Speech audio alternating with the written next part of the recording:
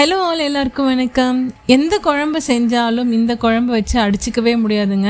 இந்த பூண்டு குழம்பு மட்டும் பார்த்துட்டிங்கன்னா காலையில் மதியானம் நைட்டு சொல்லிட்டு எல்லா வேலையும் கொடுத்தாலும் இதை சாப்பிடுவாங்க. வாங்க வீடியோக்குள்ளே போகலாம். இது எப்படி செய்கிறதுன்னு பார்க்கலாம். ஒரு 5-8 பல்லு பூண்டை எடுத்துட்டு நல்லா இடிக்கல்ல இடிச்சுக்கோங்க.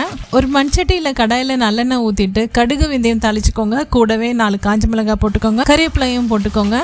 நல்லா வறுபட்டதும் இடிச்சு வச்ச பூண்டு, அது மட்டும் இல்லாமல் ஒரு 20-25 பல்லு போல் பூண்டையும் சேர்த்துக்கோங்க. பூண்டு பாதி அளவுக்கு வெந்ததும் ஒரு 10 போல சின்ன வெங்காயம் ஆட் பண்ணிக்கோங்க. அப்புறம் 4-5 தக்காளியை மிக்சியில் அரைச்சி நல்லா எண்ணெய் பிரிஞ்சு வர அளவுக்கு நல்லா வதக்கிக்கோங்க.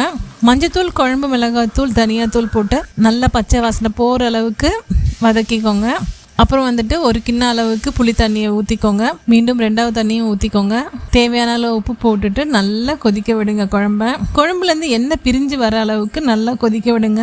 அப்போ தான் சூப்பராக இருக்கும்.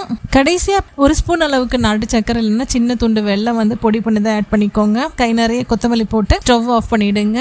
இந்த குழம்பு பார்த்திங்கன்னா அவ்வளோ ருசியாக இருக்கும். கண்டிப்பாக ட்ரை பண்ணுங்கள். நன்றி, வணக்கம்.